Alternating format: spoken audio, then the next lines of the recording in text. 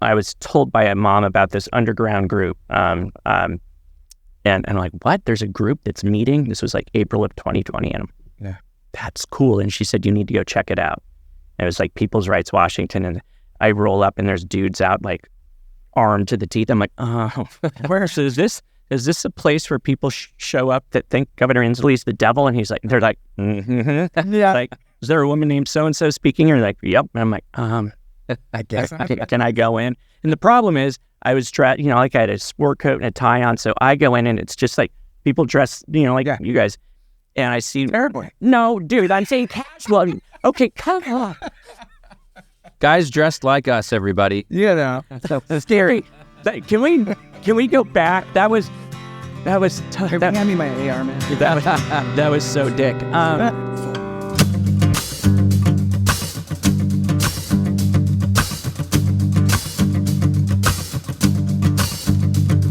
Hello, everybody, and welcome to the Boom Collective podcast. I'm Matt Boomala. And I'm Mark Cole. Today we have an amazing guest, a personal hero of mine, as we go through what we like to call a hero's journey today. And we have Scott Miller.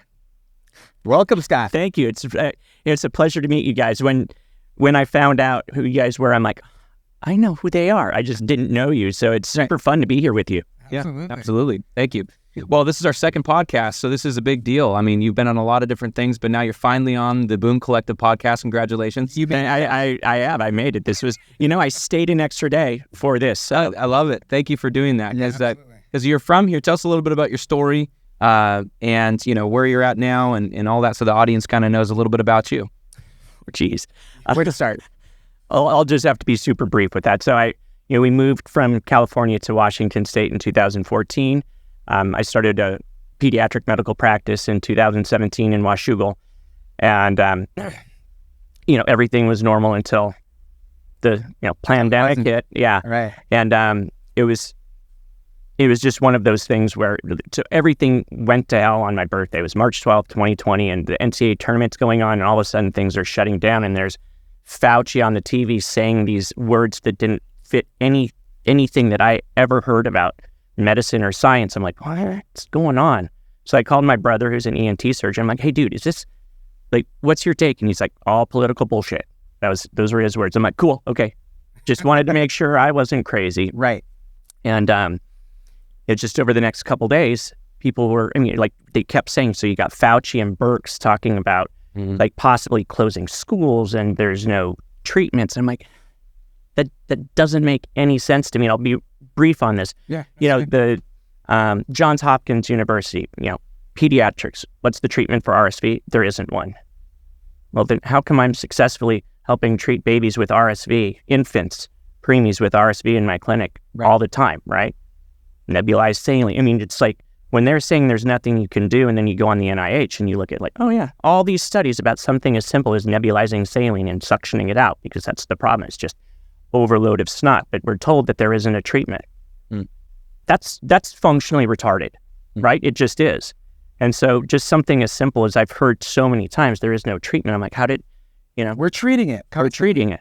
And so my wife kept hearing me ranting about it, and she's like, well, figure out how to treat it. And I was like, and she often gives me way too much credit, but I started thinking about it, and so I started studying SARS-CoV-1 and MERS, and I was looking at the pathophysiology of it, and what are the inflammatory mediators. And truth be told, I didn't know what I was reading, right? I'm like, I don't know what this stuff is. Right? I had no idea what all these like NLRP3 and just words, right?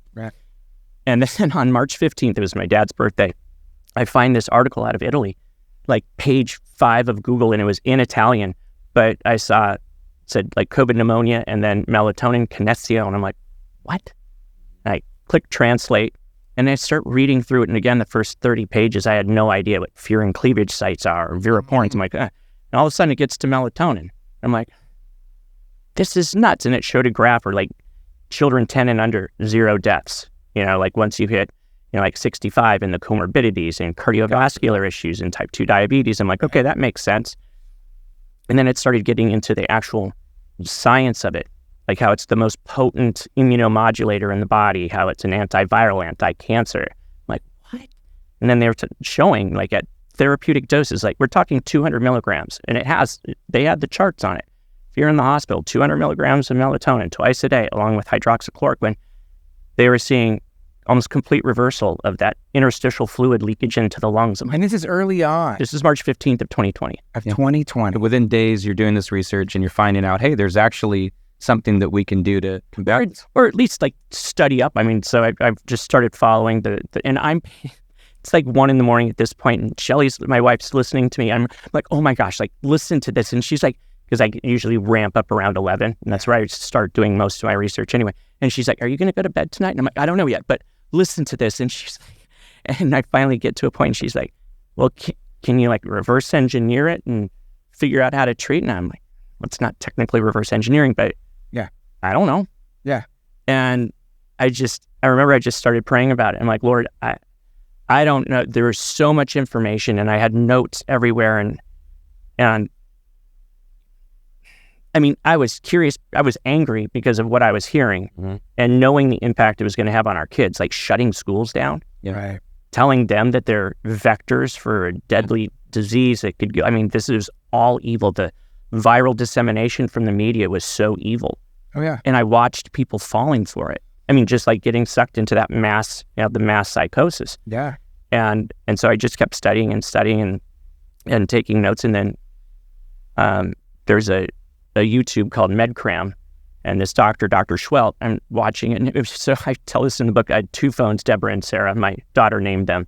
And she named them so she could have a name for the things that she hated, right? Is that Deborah? You know? Right. So I had an earbud in on Deborah and an earbud in on Sarah. So I'd listen to 2 different lectures at the same time. I'd kind of offset it, and I would just be like trying to pick up. I'd be like, and I was like, oh. And I'd hit pause and like take a screenshot, and as the other one's going, then I'd go back and try and put all that together so I could double up on the amount of information I was taking in. And then, so I'm watching this MedCram, and he's talking about ivermectin in the Australian in vitro studies. I'm like, that's the coolest thing I've ever seen. Right. That's insane, because I'd been using it ubiquitously for kids with scabies and head lice, etc. Yeah, you weren't like, this wasn't foreign to you. No, Very familiar. And so especially in Washington, where they had like... Wait, are you saying that you treated horses? That's what you were doing the whole time? The horse med, right? Yeah. Dewormer, right? You were dewormer. You're a veterinarian as well. That's what you're saying. I did a lot of things the FDA would not approve of. A lot. I would say that 90% of the things I did, the FDA would frown on. But, and it's like, when did we ever look to the FDA to check to see if a medication they've already approved Right. is operator, can I get Side FDA? effects are worse than the actual cure. Yeah. The only time you can do that is if they need that drug to not be effective so they can push something else. I don't understand what you're trying to get at. I don't. I feel like you're trying to create a scenario that would never happen. When did you see the initial big pushback? Because early on, I mean, you've already been treating patients with ivermectin. When was the big pushback that you noticed where they were trying to make it, demonize it, make it look like it's this awful thing, and doctors that are prescribing it are they're complicit in like making people worse, and it's not going to actually cure anybody? When did you start seeing that craze happen? August of 2021. So like a little over a year later. I mean, like 15 months into it. I was prescribing it without any issues, and then the pharmacy board issued this edict that went out to all the pharmacies, all the pharmacists to stop it. Like, you cannot prescribe ivermectin unless we're getting ahead. But I just have to say this because I had a pharmacist said I can't dispense this unless it's for intestinal parasites or something. And I was like, oh, thank you. Right. So it's like, so everybody starts getting diagnosed with it. Yeah. So it's like, I put into my EHR, it's like 8 tablets day 1, 8 tablets day 7, repeat day 30 if intestinal parasites not resolved. And then I have an ICD-10 code like B80.4. And I'm like, and then I would just, in my notes, I'm like, take it 3 days in a row. Like, don't, because you had to write it that way, and then they dispense all of it. And so I just started doing that to everybody. I was like, all my friends, I'm like, listen, I'm going to send scripts to you. Everybody needs to have this on hand. So I just sent thousands and thousands, ivermectin, Montelukast, colchicine, methylprednisolone, Z-Pak, Meanwhile, you have doctors who are prescribing these really heavy narcs for things that people probably don't need, and they're no question about it, right? And so, or statins. Yeah, and then you go in with something like this, and like you're this horrible person for prescribing something that does not have anywhere near the effect. It doesn't even have the effect of these narcs that they're doing, zero. And so unless except for like helping get rid of parasites. Right, exactly. So the side effect is still good. Yeah, right. You still don't have the parasites. So in 2021, that's where you're seeing this attack, where it's like now you can't do these things. So that's where the gross attack happened. So I was asked to, I'd gone to this, I was told by a mom about this underground group. And I'm like, what? There's a group that's meeting? This was like April of 2020. And that's cool. And she said, you need to go check it out. And it was like People's Rights Washington. And I roll up and there's dudes out like armed to the teeth. I'm like, where? So is this a place where people show up that think Governor Inslee's the devil? And they're like, yeah. Like, is there a woman named so-and-so speaking? And they're like, yep. And I'm like, I guess. Can I go in? And the problem is I was dressed, I had a sport coat and a tie on. So I go in and it's just like people dressed, you guys. And I see... Terrible. No, dude, I'm saying casual. Okay, come on. Guys dressed like us, everybody. So scary. Can we go back? That was tough. Hand me my AR, man. That was so dick. Casually. Yeah, right? Just like we'll go with that. Like outdoor casual. Edit it out, producer Brian. So I sit down and she's talking about the Constitution and our rights. I'm like, because I was doing it, but I'm like, this feels illegal. It was so restricted. So I pull out my phone and I start recording it because I wanted Shelly to hear this woman saying this. So people see me doing it. So they thought I was the feds. Interesting. They thought you were there. They literally thought I was there. And I didn't. I went up to talk to them afterwards and they were like lips closed. They wouldn't say anything. I'm like, this is weird. And it was like a week later, I went back and I went to another one and they came up to me and they're like, so our friend told us like who you are. Yeah. And they're like, and they told me, it's like, yeah, we thought you were here to infiltrate us anyway. Yeah. So I was telling them all of the things I was seeing in my clinic. I mean, this is shortly after the shutdown and the depression and anxiety in children. Right. It was shocking. I would go into work and it was the first time that I felt almost impotent to do anything because, I couldn't fix what was happening. Right. Any child with special needs, all of their services instantly gone. Yeah. And then the pressure that puts on the parents. So when you look at the totality of what's happening to the household, it was so shockingly evil. And the way that they kept creating the narrative, and then they're using like essential and non-essential. So now you have parents going, "Wait, I'm not essential." Right. Even to the subconscious mind. Right. Like we're built to provide and produce and work. 2.5 months away from 2025, and you will still see kids walking home from school outside by themselves wearing a mask. Right. And I see that this is the residual effect of this fear and this indoctrination that was put down now 5 years ago. Right. It's crazy. Well, and so what I hear you saying is in 2021 is really when things started clamping down. I want to kind of interject my story for folks who don't know me. And one of the reasons I was really excited to have you here, Scott, is because in a totally different way, but similar, my waking up, my kind of, I call it red pilling. I was always pretty moderate. I hated politics. I was just a dad and a fireman. And so in 2020, all this is happening. We didn't know how bad it was.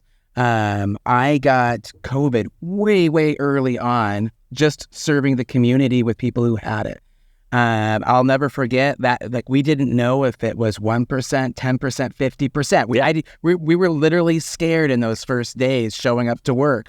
And I got COVID, came home, I had a trailer set up, and I was in a trailer for 2 weeks by myself, Googling like all these worst case scenarios, right? So it was just like, oh my gosh. But I had got a hold of some folks that were talking about natural immunity and that there's some value to that. So I felt good that if I survived it, I was going to be stronger. And that most of these things gave you, even better than a vaccination, is getting it and getting through it and getting better. So it kind of got me going, feeling confident that I was going to be okay if I survived this initial thing. And then fast forward, that's 2020. Fast forward to 2021 in October, early October. Actually, no, it was September 1st. We get an email that says on September 1st, you need to be vaccinated by the 18th. Mm-hmm. Or let's see, what was the words? Your vaccination must be done by September 18th unless you get a medical or a religious exemption. But we weren't certain they were going to give us any of these. We had gone to our union, hey, there's a few of us. We didn't know if there was 2 of us, 5 of us, 10 of us that were in this boat. Long story short, we ended up getting a team together of folks that thought about this similarly. We ended up having 135 firemen. Nice. Who stuck together, galvanized. Our union originally didn't do anything for us. We came together and said, hey, if you don't support us and get us through this process, we're all going to pull our dues out of the union and we're going to put them towards the attorney that we need. And our union finally started to listen to us. They got us attorney. So the long story short is we were able to galvanize, stay strong through that, push pressure where it needed to be. And we all went through, we all found Jesus, and some of us already had met the guy. But we got through the process, filled out our religious exemptions, and nobody in our department lost their jobs as a result of COVID. Dude.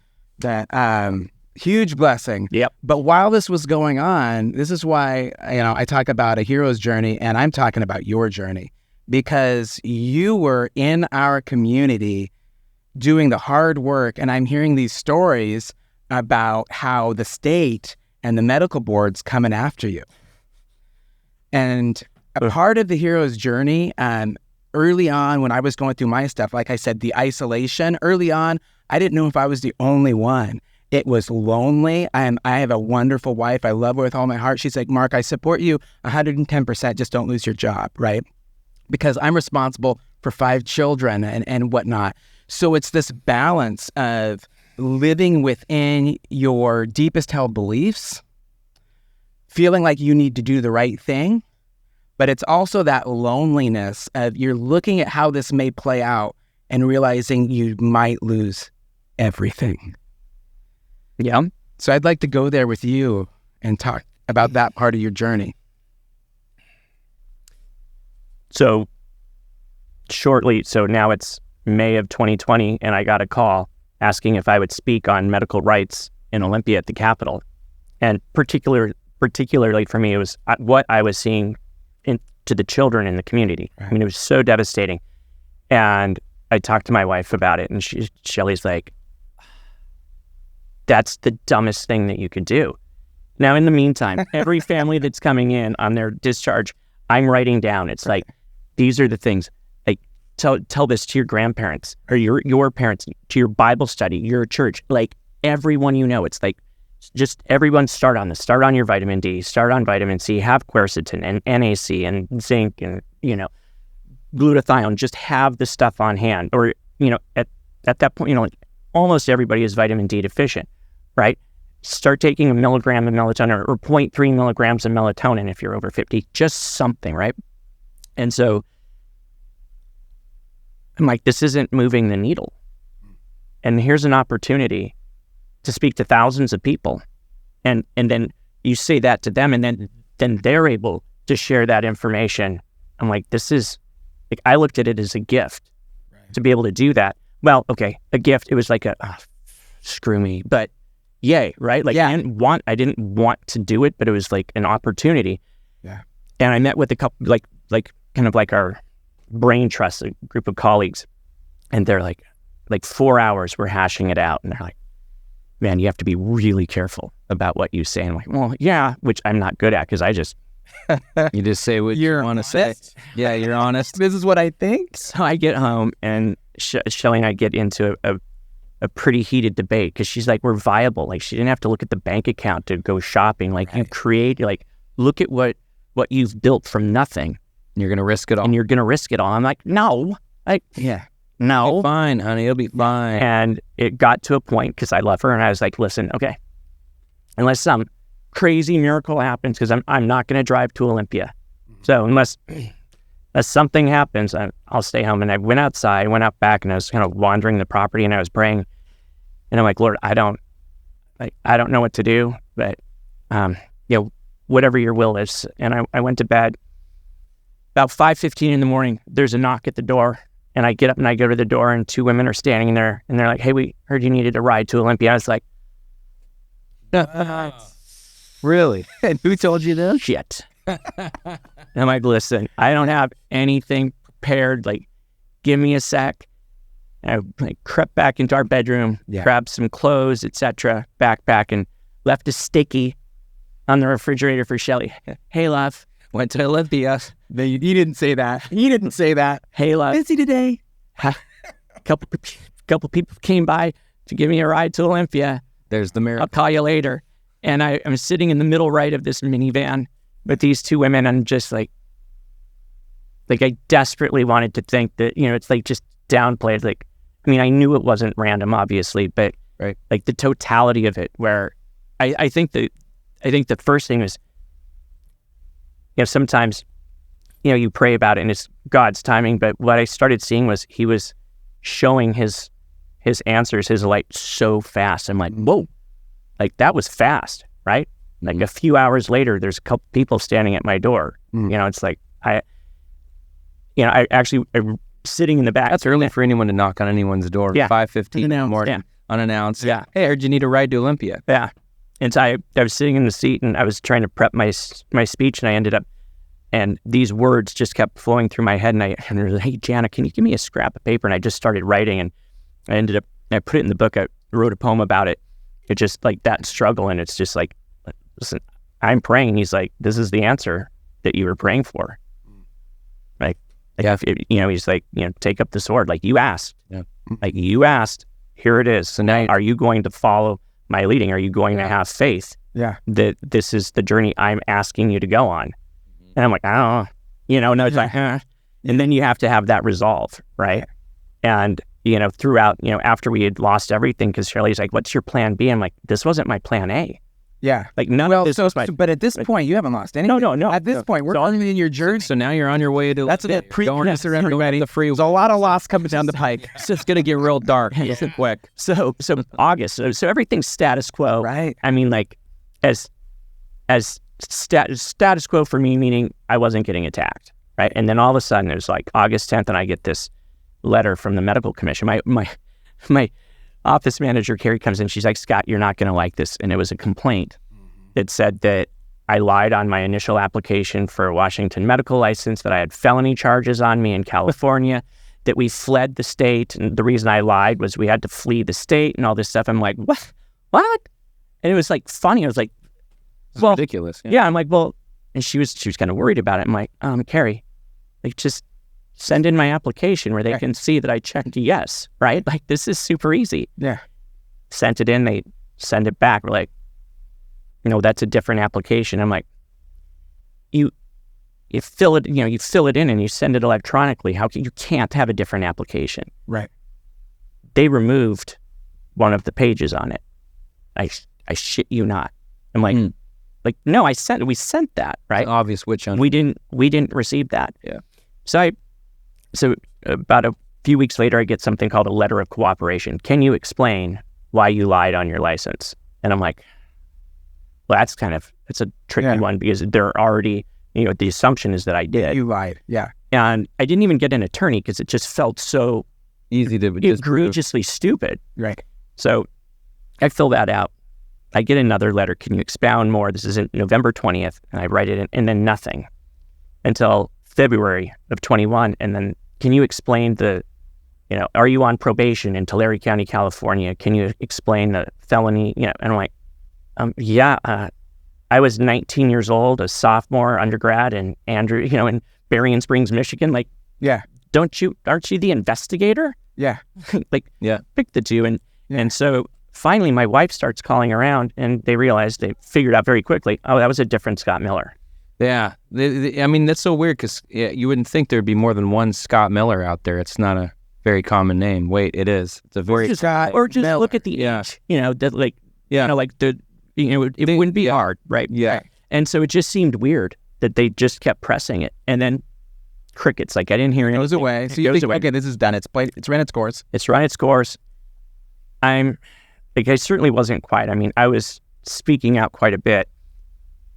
I was on a reopened campus Facebook page, well, going back to like September of 2020, because I was begging parents to unenroll their kids, just hold their kids. If they can defund the police, defund the schools. Like, don't do this stupid distance learning.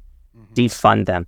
I had done a mass, so I was doing stuff. So I had done a mask, exemption campaign. I'm like, just, if we have enough, then that gives you guys the power. It puts it up to the principal. So I was targeting the private Christian schools because I felt like there'd be more humanity there, that parents would have more power. So we were able to get several private Christian schools to remain open in person, right, without barriers, without masks, which I considered, like, thank you for those principles. Like that, like and they got flooded with more and more kids. I mean, it was amazing to watch those schools. So those principals I consider heroes because they didn't have to. Like the school our kids went to, the principal wouldn't do it. And I'm like, side note too, on just, you saw churches that really complied with all of this, that stayed closed, that followed all the orders, didn't want to lose their 501c3. And I remember our church, they stayed open. They're like, no, we're not going to do that. Expanded. They put a tent down. They put a tent down. Wait, what church? And Church on the Rock. Yep, in Battleground. And what happened was we left our church that we were going to because they shut it all down. They did all of it from video and went, well, this is lame. Why aren't we standing up against this? And so our journey back to Church on the Rock, which was actually, that building was my original church when it was Maple Grove, and so it was kind of like the apple didn't fall too far from the tree.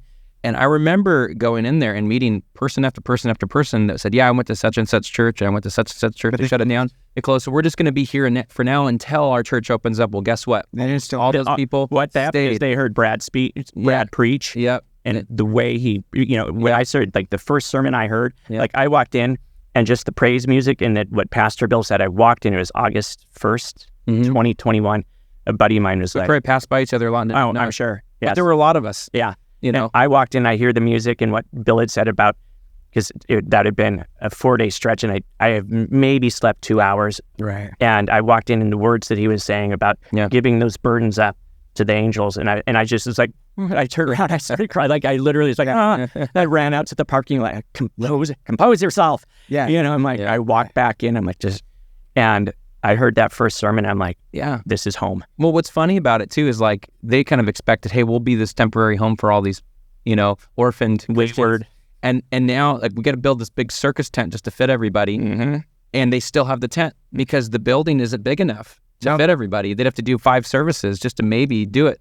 And so we still meet in the tent. It's awesome. And now it's become like, we don't want a building. Like, this is great. I love the tent. Yeah, it works out great. Anyway, but you saw churches do. You see schools do. We saw churches even go, okay, we don't want to, push the envelope here. We're going to comply with everything. And they took money also in for all of that. So now they feel beholden to that.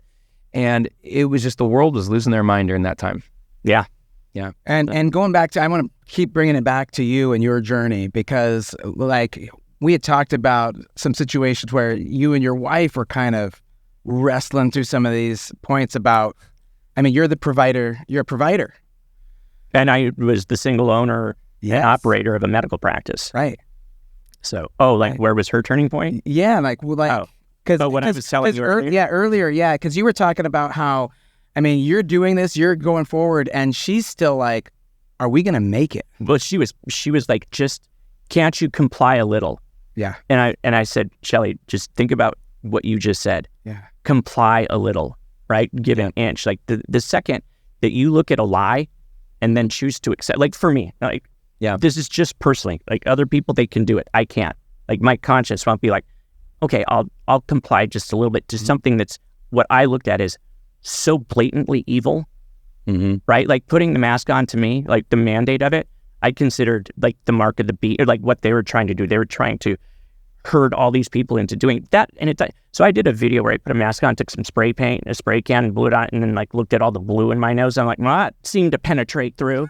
You can see the mist, the particulates, and then my nose is blue. And I was like, well, it didn't feel Yeah. Like, it's like I felt protected until I looked in my nose. I'm like, Yeah. So Yeah. so there's just the overt lie that they don't work. So then if I'm participating in a known lie, then how would any patients believe anything else I say? Mm-hmm. Right? If I'm doing it and I know just from the science it's a lie, like what else am I going to be lying about? Let me ask you a question about all that, because what I found was alarming. Oh, you're good. What I found was so alarming was how many doctors just, absolutely fell in line with the narrative. And some of them, even to the point where I did a telemedicine visit over something completely different. And they went right through the script. Have I gotten the COVID-19 vaccine? And then, I said, no, I don't need I'm talking to you about something completely different. And they just went in and said, the vaccine is known to keep you from getting COVID and spreading it, and to all of that, right? And I'm just like, we're still believing? Yeah, my hand hurts. Yeah. Can we get back to my...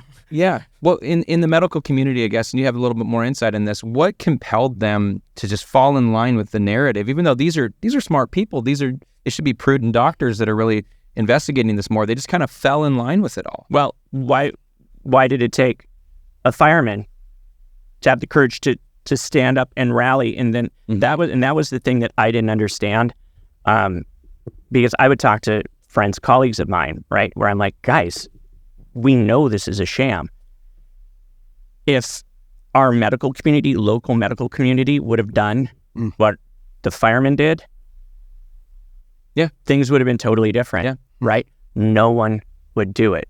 And so when you were talking about it being lonely, right?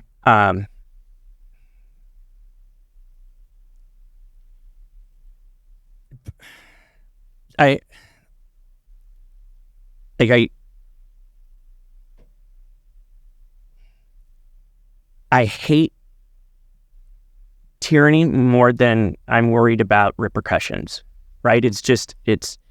I'm a student of history and I know the slippery slope, and I was watching it.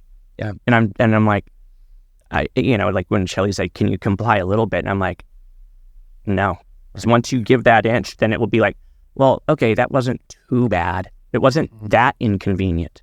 Yeah. And then there's the next thing. It's like, well, I think what it happens a lot, and I was saying this during COVID, is that we have individual liberty versus the collective good battle, and so people fall into this collective good. It sounds good, yeah. I want to do what's best for society, best for everyone. Let's be a team player. Let's be a good neighbor. Let's be loving to our neighbor. And in order to be loving to your neighbor, in order to be that good community member, you must comply with all these things that invades on personal liberty and freedom. And whenever it comes at the cost of personal liberty and freedom, there is no freedom for the collective. It's this false sense of security that we take and give up freedom for. And that's what we were seeing, just like you're saying. Yeah. But you were hitting in on that lonely piece. Well, I mean, I felt that more, especially, so like going into 21. So I was so focused on, just hell bent on trying to get schools open and educating parents. So I was bombing social media. I was invited to all these, like open school pages. And I just, I had a lot of debates. Like people would push back and like, oh, yeah, look at you pretending to know things. So, it was nice about it, but I was just rallying parents. I'm like, be your children's hero. Yeah. Right? Like I'm hearing their stories and it breaks my heart. That's your job. Like you can do something about it. I can't fix it. That's on you. Like be their hero. They're begging for something different. So but it's inconvenient, or it's like, I've got a job, whatever. And so, finally there was a woman that contacted John Lee and hooked us up, and he wanted to do an article about my take on schools opening. And he came to my office and we were chatting like for a couple minutes, and I said, there's treatment, right? And he's like, what, for COVID? And I'm like, So for like the next hour and a half, I'm talking through, the science and, the outcomes that I was seeing. And I go over my computer. I'm like, check this out. It's just a basic Google of something, and he's like, what? Right. Vitamin D, like 98% of deaths, they're vitamin D deficient, or, I'm showing him some of the research, and he's like, what? How come nobody is told this? Because there's an agenda, right? Like there's the agenda is to get everybody vaccinated or jabbed, inoculated. And so this article came out, And yeah, there was a blurb about the schools and then this whole thing. And the next morning, the phone is ringing off the hook. My front office like, what did you do? I'm like, what do you mean? And so Carrie comes in and she's like, did you see the article? I'm like, no. And so I read it and I was like, oh, uh-oh. Huh. Okay. So all the calls were people that were sick. They're like, hey, we read the article. We were calling to see if you would help us. And I was like, Wow. Yeah. Yeah. And that was, so that, I remembered like that month where it really, the turnarounds were so quick. I mean, like from, just feeling like absolute garbage death to like a day or two later, they're like, hey, Better. like, Yeah. and I just, I had April, May, June, July. I mean, it was so easy to treat. It was so easy. And then, so I was like, let's just do it. It was a no-brainer. And it wasn't until like December, January, February where things change, where it's like, what just happened? Like people are getting sick really faster. Yeah. And I was asked that question. In fact, Daniel Horowitz asked, he's like, what do you think it was? I'm like, the shot. Like the shot was Delta. Like it almost felt like, whoops, the wild type wasn't bad enough. Right? It wasn't bad enough. We need to amp this up. So it's like, The Delta variant. Yeah. We're not stating that. It just felt that way. That's all I'm saying, It right? felt that way. It just, Maybe. just from a timeline Maybe of events, that's what it felt like. Yeah. It was. That's what I thought. No, I am kidding. Yeah. I am totally kidding. Well, I remember I got the OG COVID. I got the first one, and didn't feel good for a few days. Felt like a flu. Pretty bad flu, but got through it. I had flus that were worse than that. Still not fun. I wouldn't have wanted to go through it again.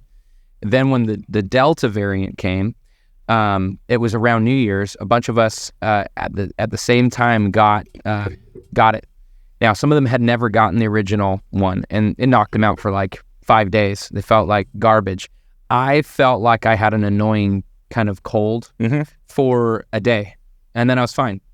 And I'm like, well, maybe, just maybe, the antibodies that I built up from the first one helped me. Don't get all science. Yeah, I don't want to get all sciencey on it. Voodoo and stuff. People that didn't have the original one, they could beat them up. It's definitely beat them up more than the first round. Of people that got it. Yeah. But the people who got it originally, when that Delta variant came through, it was a breeze. It really wasn't that bad. It was just kind of an annoying cold for a day for me and my wife. So we were having, in the firehouses, we're having just normal conversations, just like we have for 200 years, right?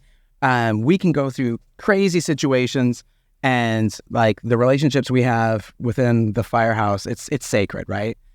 But this was the first time in my 23-year career where just at the table, people are losing their minds. They're yelling at people. They're getting in fights. We had some different Slack channels, and people online within our own group were telling other firefighters, why don't you just go home and die rather than bring it to the firehouse, to the guys that are unvaxxed. So it's just this level of outrage and fear.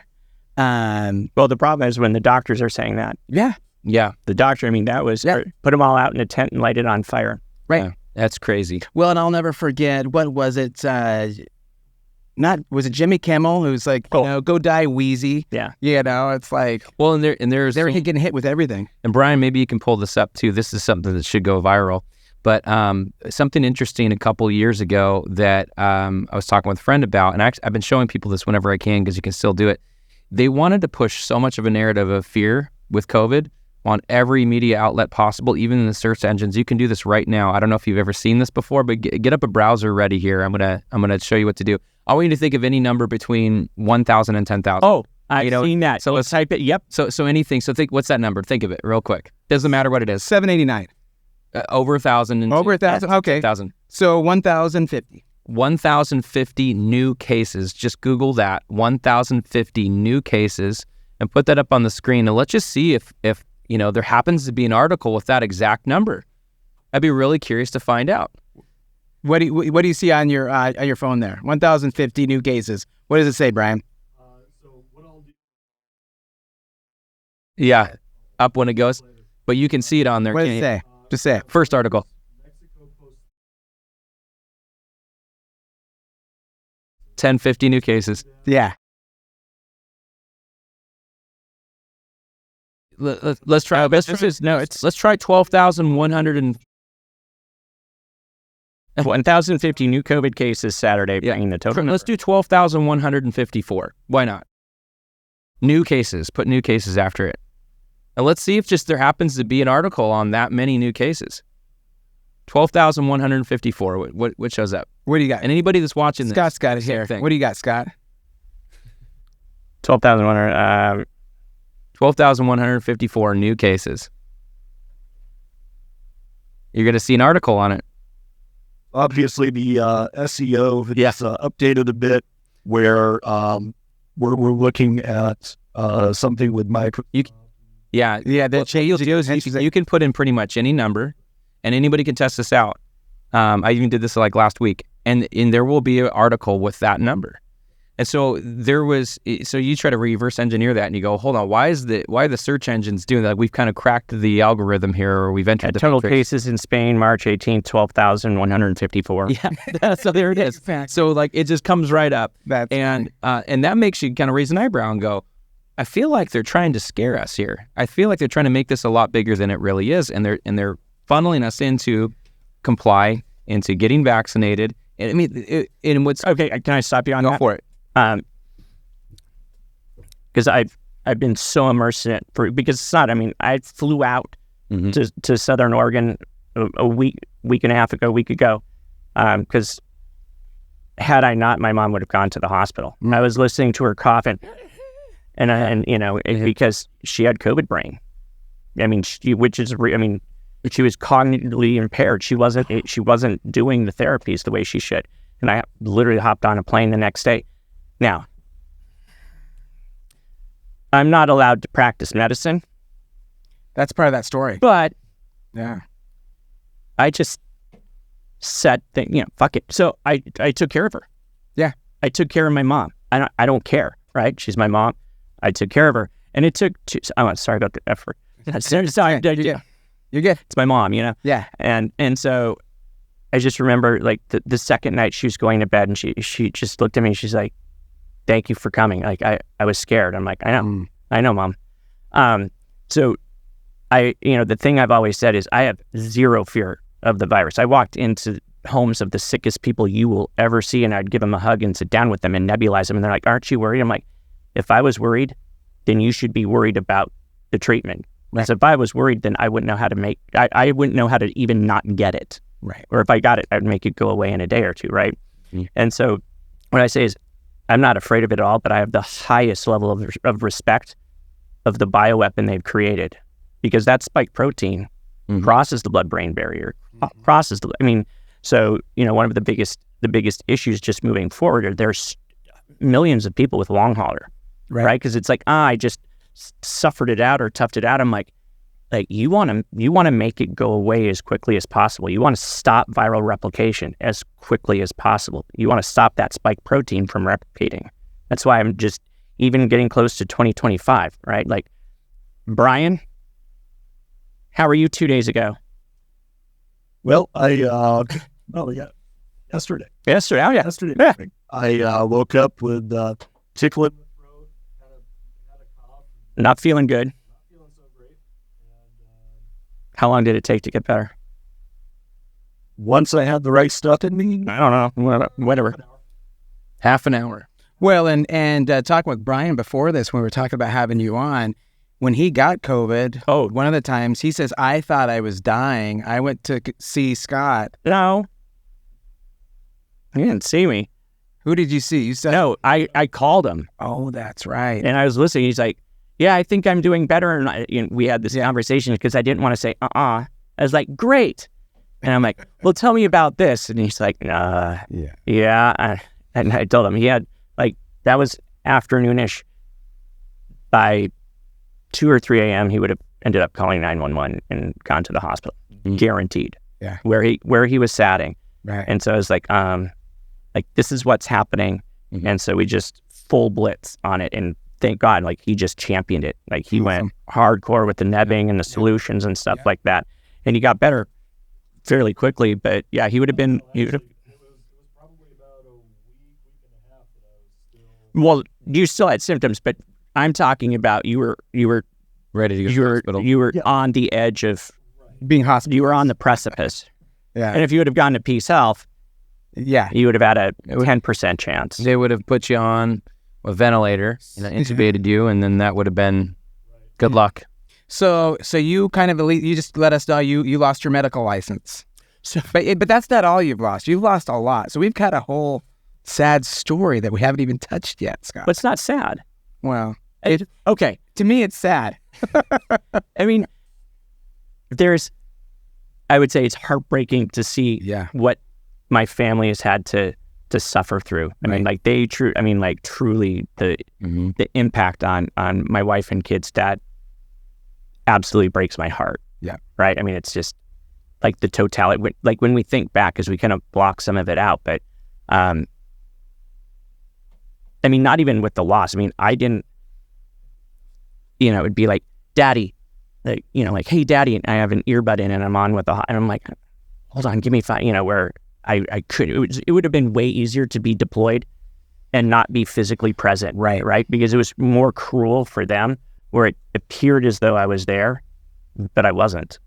It just, it sucked. But yeah, so I'll go back to it. So like the real attacks came after I spoke at a school board meeting, right? And I'm like, in April of May of 21, and I just kind of railed against them. I mean, like, what you're doing is criminal. Like, you're either ignorant or pure evil, right? You either don't know, but here's the data. If you, then you're just evil. Yeah. And I did it. I begged parents, like, unenroll, like, take back control. Like, don't let, like, if they can't get this right, what else are they teaching them? Right. Critical race, pronouns, like, what the heck? Yeah. Like, they're inculcating this fear and abject stupidity in your kids. Like, don't. So the most protected, like the safest group to get COVID. Oh yeah, yeah. And the other thing too is, still at that time, I couldn't. I had a huge population of special needs kids, and trying to figure out how to get services, like find somebody that's like possibly underground, like see them, because Zoom speech, Zoom, like Zoom OT. Are you? Like, it doesn't work. So yeah, there's just. So you saw resistance to these school board meetings, or just getting resistance? Well, an article came out that had me on it, and it said local, pediatric PA, blah, blah, blah, claims to cure COVID. And I give Kelly Moyer credit for writing it, because, and this is when the crap storm really came in. Our phones exploded. So now it was, people that didn't see the John Lee article. Now, we were going from, there were days where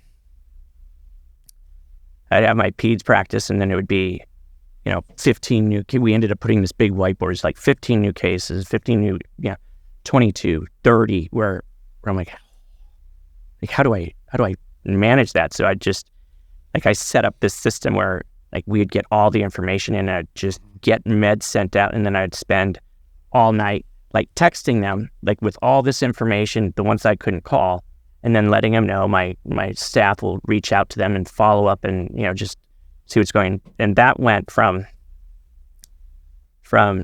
May through October. It just kept going like this, to the point where it was sheer insanity.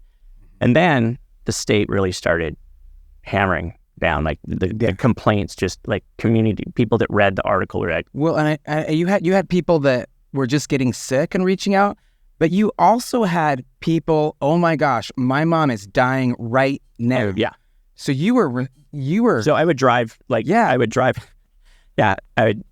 like 3 a.m. and get a call, and it's like my husband collapsed on the way to the bathroom. He had been to the hospital twice. Yeah. And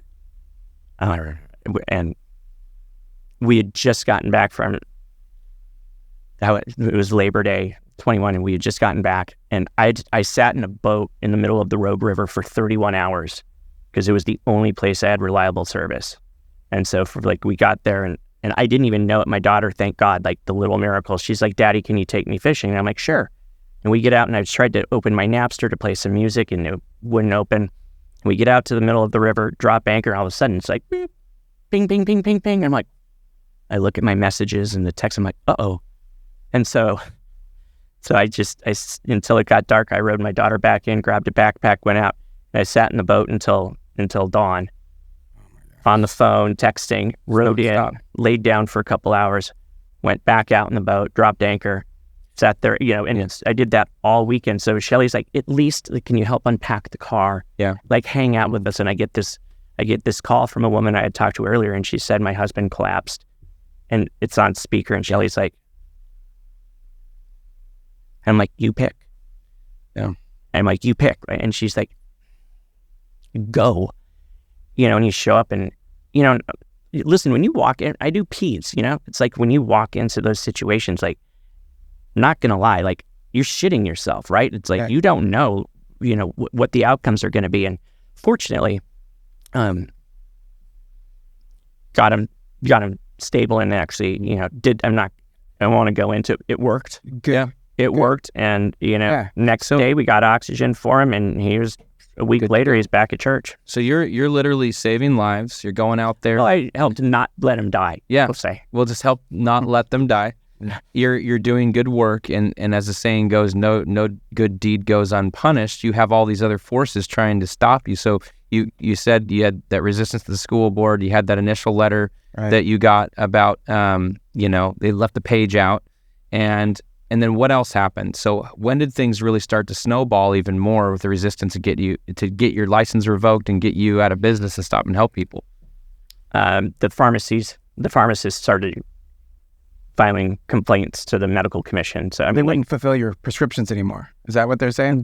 That was happening. So I had to get creative with that. So I was able to make it happen. What I wrote it in the book, so whatever. So I would send all the meds to one pharmacy, and then I would send ivermectin to a separate pharmacy, so they weren't linking. So it would say, 8 tabs day 1, 8 tabs day 1, 7, and 13. If intestinal parasites not, improved, refill, that type of thing. And then they would just take it day 1, 2, and 3, because they said if they didn't have an ICD-10 diagnostic code, they wouldn't fill it. And the gal said, well, if it doesn't say this, then we can't fill it. And I was like, oh, thanks. Okay. Yeah. So I just put it on, put it in there. And they started to figure that out because there were so many people. I mean, it was like hundreds of people a week that were sick. So I'm sending these scripts, and it's like, right. And, so we would find pharmacists that would do it. It's like, there's one on 99, like Fred Meyer out of 99. So we had her schedule. So whenever she was working, we just sent everything to that one. It's like, friendly there you go. So we had the friendlies schedules, but there were times where you just couldn't. So I ended up buying the equivalent of a small pharmacy, so I could at least get meds to people to bridge it. Right. Because they were denying budesonide and prednisone and things like that. So I found a guy who was willing to bulk sell me meds, like I was going on a mission trip. And ivermectin is so cheap to make too. Mm-hmm. That's the thing, is like, it's not like it's this hard to get treatment where it's, hey, we barely have a supply of it, it's really hard to make, and it's expensive. It's the opposite of all that. And I mean, the equivalent would be 25 cents for a 3 milligram tab. Right. Yeah. Right. Yeah. So it can be a little pricey. Sure. If I need a billion of them. Yeah. If you need a billion of them. Nothing like a experimental vaccination. What were when the pharmacies are coming against you, when you're being attacked for your license and all that, what were they saying you were doing so badly? What was it that they were trying to get you on? Prescribing dangerous or ineffective medications, or treating COVID. Yeah, right. Just treating COVID. Yeah. Right. I was using medications using unapproved medications, and so I mean, in that I told my office managers, I looked at it at that point as the only like sketchy thing that I was doing, except like everybody's got intestinal parasites. Yeah. Right. We all do. Mm-hmm. So I knew, like, from a like moral ethical thing, if somebody's like, mm-hmm. is that why you're doing it? No, I was doing it as a collective treatment for COVID, like unapologetically. Yeah. Right. I didn't care. Yeah. I had no morals, like there was no moral compass with it. It was just the right thing to do, type of thing. Right. But the biggest thing and I didn't find this out till later, what really brought the hammer down was speaking out against the hospitals and advocating for people in the hospitals. And I found a internal memo from Peace Health Risk Management, Laura Jean Raleigh, reaching out to the medical commission saying that I was connected with the Proud Boys and Prayer Warriors, and that I was a right-wing extremist. They love to do that to us. And that they were going to, that the FBI and local police were going to be investigating me. And I'm like, don't know. No, well, my disruption and involvement with my involvement with disrupting the hospital systems and the hospital community. Do it. And I was like, oh, like that seems a little overkill. Yeah. But then I started seeing more and more. I'm like, like they're. I mean, like at that point, they were gunning for me. And I was on Alex Jones because of a situation that happened with. He wasn't a patient of mine, but we were advocating, and it was just, that was probably one of the cruelest things I've heard of what I would literally call a killing in the hospital. And so they're like, he's on right-wing extremist programs, and he's discrediting you at every corner. Well, what they were saying is what I was doing was so dangerous because people, their words, not mine. I don't know who trusted me in the community or not. I knew that some people did. Like I knew some people knew that like I was doing something that was of benefit. Yeah. They said that it was so disruptive and that I was creating so much distrust between the community and the hospitals that and using my license as a platform to do it, that they started looking at like, we need to take them down. Yeah. Yeah. And the people that are probably doing this, they're not doctors themselves. They're not people that are necessarily in your profession. They're administrators, and they're people that are behind the money on a lot of this, I bet. They were going after me, or that were... Yes. So, yeah, those were administrators. Yeah. Well, because here's the thing, right? So those deaths I had Carrie my office manager calculate, because they know, like you have somebody that goes into the hospital at 78 years old, and they're diagnosed with COVID pneumonia, sat at like 92, so it's like not enough to admit, so they send him home. Right. They're going to be back. Right. Yeah. They're going to be back the next day. They know it, right? But what happens if like 800 of them don't show back up? Yeah. Right? Like what happens if those people that you're pretty guaranteed they're going to show up, what happens if like 800 or 1,000 of them don't show back up and then go in and get ventilated and they just lost out on $200,000 per? Yeah. So think about that kind of money. You're looking at a couple $100 million of HHS payout. Yeah. They were pissed. Yep. Well, we knew, I had a friend and he made national news, who passed away in California, who was resisting getting ventilated. He didn't want to get ventilated. And then they said, you're only on 10% oxygen. Like it's the last thing we got to put you under. And he gave a last post on Instagram, Facebook, all that. He had pretty good following. And his last post was, say a prayer for me. They want to put me under. I don't know if I'm going to come out of it. He died within an hour of them putting him under. And he made national news, and they said, they made him this religious zealot who didn't believe in science and wouldn't go through the treatments. And, wait, hold on, but they put him on the ventilator, which is the treatment. Yep. Yeah, and he died within an hour. And it was, and they used it as a narrative. Like these are the kind of people that are denying science. These are the kind of people that are denying, that are spreading misinformation, and you just saw that happen. I mean, he was somebody I knew. I messaged him 2 days before he died. He was still on Messenger and everything on Facebook, and I'm like, hey, praying for you. How you doing? And so it was just a tragic thing to see that post, and then, finding out that he passed away quickly after, someone had posted about it. And, well, one of the things that people don't. There's so much. I mean, for the regular person, dressed like you guys. That's normal. To the homeless. Right. Yeah, the homeless people. So shout out to all the homeless.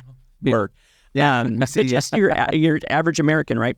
Yeah. And if they haven't experienced it, if they haven't lost a loved one in the hospital, their brain can't fathom going in and doctors and nurses actively doing things to create demise. I've gone through tens and tens of thousands of pages of records of the deceased, and it reads like a horror story. Like I'm looking at it, it's like they walked in, and then you look at the chain of events that started, and I'd look at it, and the weirdest thing about it is I would read through it, and it's like in my mind, like I know they're dead, but I'm looking through it, it's like, oh, Like that's easy. You know, it's like, that's Could've easy. fixed it. Do that. And it's like, all the way down. Even when ventilated, I'm like, if you do these things. Mm-hmm.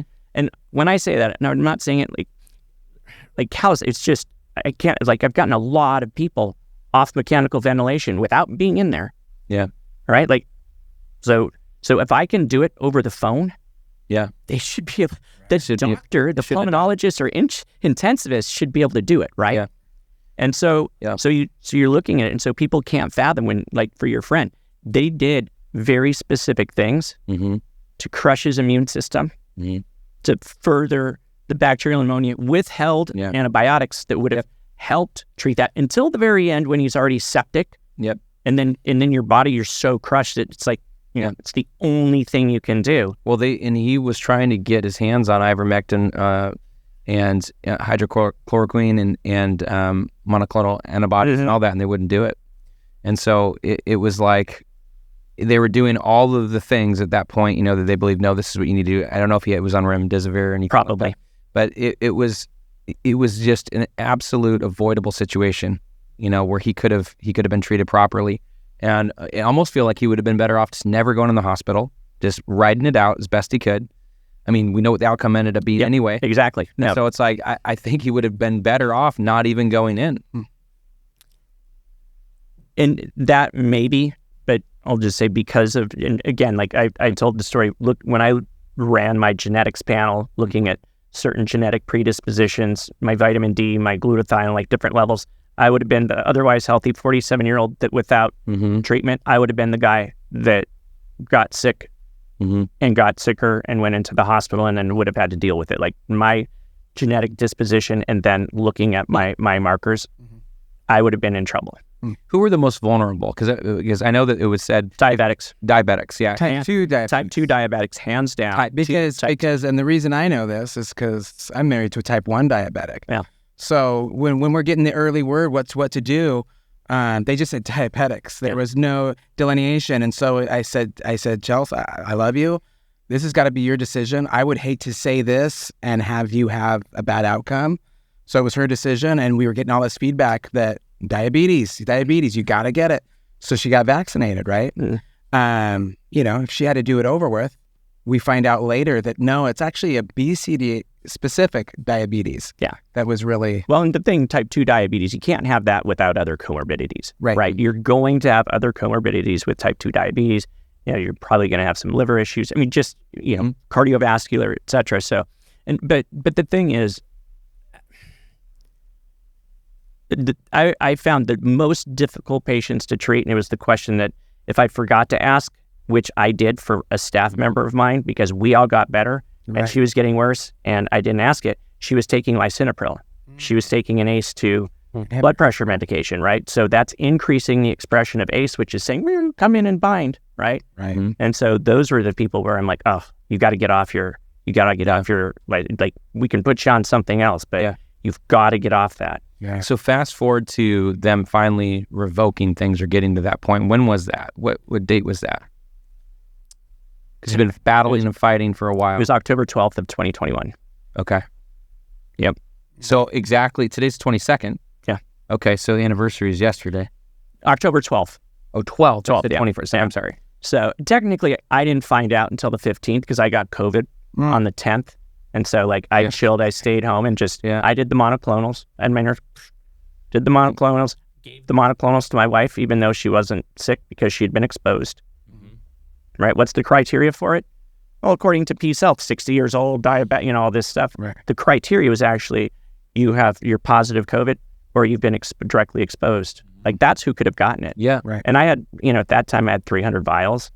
So with another like 200 coming. And so my criteria was, you want some? Yeah.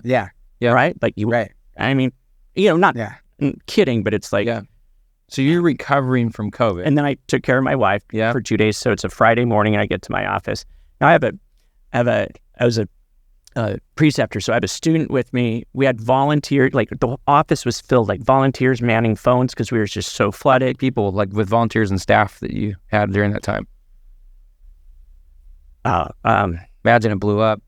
I mean, we had part-time, and then we had people calling, like they were at home, they would call and stuff like that. I don't know, 15. 15. Okay. Which, I mean, it doesn't sound like a lot, but when it was just 3 of us, Yeah, that's a lot. 15 was a lot. That's a 500% increase. Yeah. Yeah. Don't do math on me. Yeah. But yeah, Sorry, I I'm a business guy too. I picked up this packet. Yeah. I was like, it looked ominous. And I opened it up and there was the summary emergency suspension of my license. I was like, Emergency. and I sat How down. dare you save people? I asked the nurse to go get Carrie. So I had all the nurses, a bunch of nurses that had lost their jobs on, like September 18th was the deadline, right? So it's like OTs and PTs and stuff, and they're volunteering. And so Carrie comes in, I just hand it to her, and she's like, "That's not good." And I'm like, "All right, send all the patients home, like cancel." But we had already, it's 9:00. We had 18 new COVID patients that had called in. You want to take care of them. Mind you, my license was suspended on the 12th. I'm at home doing telehealth. So I'm sending scripts to all of these families, and I didn't have a license. So those are all getting denied without knowing it. So then we have to go back and find all of those people and figure out, how do we take care of them? How do we help these folks? Yeah. So again, it took a few hours to get another system in place, made some calls, had some conversations, discussed it with the nurses. Yeah. Got some standing orders put in place. I'm like, all of a sudden we became a monoclonal antibody infusion center. Changed it up. That afternoon, that's what it So became. you pivoted that quick.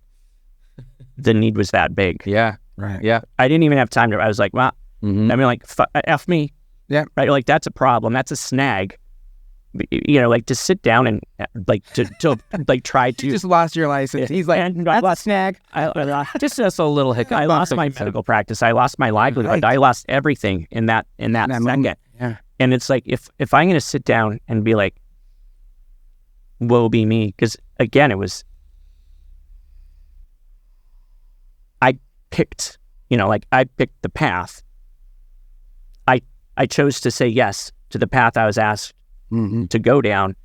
And, when my wife kept saying, what's your plan B? What's your plan B? And I'm like, I don't know. Yeah. But we would talk about, the coolest thing through literally all of it was when I say I saw miracle after miracle after miracle, I mean straight up what you would think, I would call it the most amazing things happening where you're just watching God do all these things no, I'd be like, hey bro, that was awesome. It's like, Yeah. I'm like, I don't want to be too, it's like, I was like, dude, wow, that's crazy. And then I'd go into a conversation and using the worst possible language. I'm like, okay, sorry about that. But Yeah. because it's, I was telling somebody, it's like, if you're getting shot at all the time and the enemy is all around and you're having to do all of these evasive maneuvers to try and dodge it while you're trying to rescue people out on the field.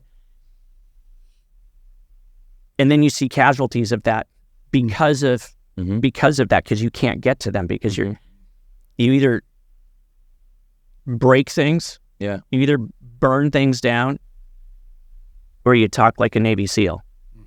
Yeah. Because it's like, that was really vexing, right?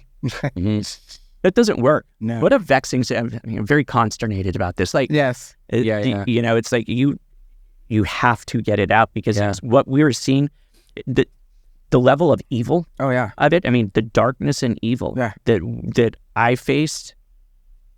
And we're talking about the pharmacies, we're talking about medical boards, we're talking about The hospitals, the doctors. So what about just citizens, people who wanted to come after you because they felt like we need to this man is hurting people and he's a danger to society. Oh yeah. You had to have had just normal citizens go and threaten you, and I'm sure We had death threats. Somebody shot us through the windows of the office.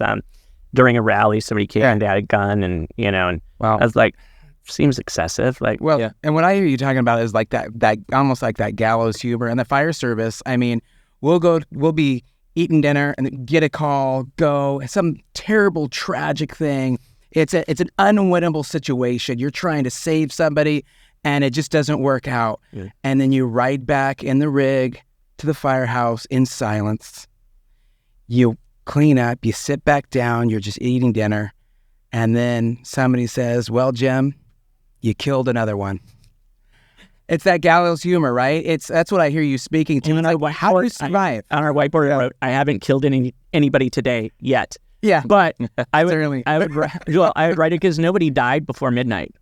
There you go. Nobody did, right? And like in the hospital where, like, nobody, and I wrote, somebody's like, well, my dad died, at 11 o'clock, but I'm just saying of the thousands upon thousands upon thousands of, I took 6,000 phone calls, probably more, thousands of people. And it was just like, when did it happen? Like 2, 3 in the morning. Right. And I told a friend of mine, it's like, if you don't start this at about 4 o'clock, 4:30, you're going to call for 911 and go to the hospital. 4:30, she called 911, went into the hospital. And thank God they said it was COVID pneumonia.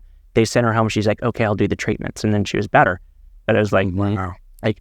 She was like, you're not going to, what she told my staff, she said, he's going to say, I told you so. I'm like, no, not with that. Yeah. I just told her, like, please believe me. Trust me. So you're battling powers and organizations and all of that, but then just people, coming up against you and I'm sure that they were celebrating when they saw your license was revoked. Right. They were just like, this was vindication. Glee. Yeah. Oh my goodness. Yeah. Shelley said to me one day, she's like, hey, you made it across the pond. It was like the UK Times, and the comments, like MedPage, Medscape, and I'm like, holy cow, like the vitriol and hate. Yeah. It was awesome to see how creative they could be. Yeah. We hope you all die and we find out where you're buried so we can come over and shit on your grave. I'm like, oh, he has hobbies, right? Like, look at that. That's the nicest thing anyone's ever said about. I actually commented back on it. It's like, dude, that is awesome. Yeah. It's like, you get your family involved with your hobbies. Well, before we were recording, I was telling that story. There was an establishment that we went to, we used to love going to. And during COVID, they lost their minds, and they shut down like everyone else did. But when they reopened, they were requiring vaccine cards. No one was pressuring them to do that. City wasn't, the county wasn't, the state wasn't. They decided, we're going to do this. We're going to require vaccine cards. And on their social media, you saw all these people that did comply and do that. They're like, yes, this is great. Thanks for keeping our community safe. And all these people are in this little group that are just, celebrating that. Yeah. And then it's like, make this make sense. All right.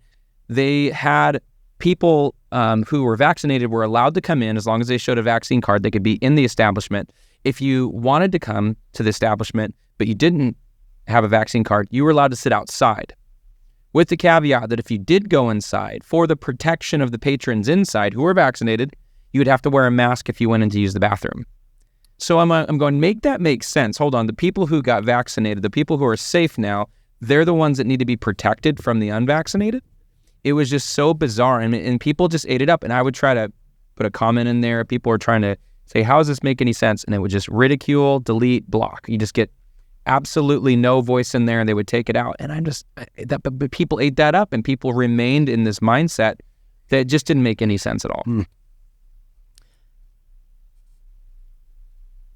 I've been asked many times, like once people started to see, why wasn't there this like aha? But when you're so dedicated, right? Like we sheltered in place, we masked, we did all of these things. We were patriotic. They did it for the greater good. Like when you sacrifice that much and then become a guinea pig, all of that, to have to flip the switch to go and then crap all over people, and then all of a sudden it's like, oh, maybe, like you have to come to terms with all of those thoughts that you had, the anger and hate and vitriol you had for anybody that wasn't following it. Then you have to be like, oh, like you have to cling to that. I'm right. Right. I'm right. They're wrong. Otherwise, you're just a super dick. Yeah. COVID amnesty. amnesty. Yeah. So you just be like, I'm just going to stay with my narrative. People would rather, one of the things that I have to, remind myself of, and I've said for a while, is your desire for truth greater than your desire to win an argument. And I think that a lot of times we can get stuck in that, and it's in our pursuit of truth. Are we really just wanting the truth, no matter what it might be? Or are we just trying to have elements of truth woven in our argument in order to win, in order to be right in our own mind, Yeah. And that's what you're seeing. You see these people that they don't want the truth. Well, even like you said, like with the kids, right? With the things that they were in, like even when, say, some of the mandates weren't still, they weren't as restrictive. Parents were still implementing those for their kids. Right. And I think that's something it's touched on, but I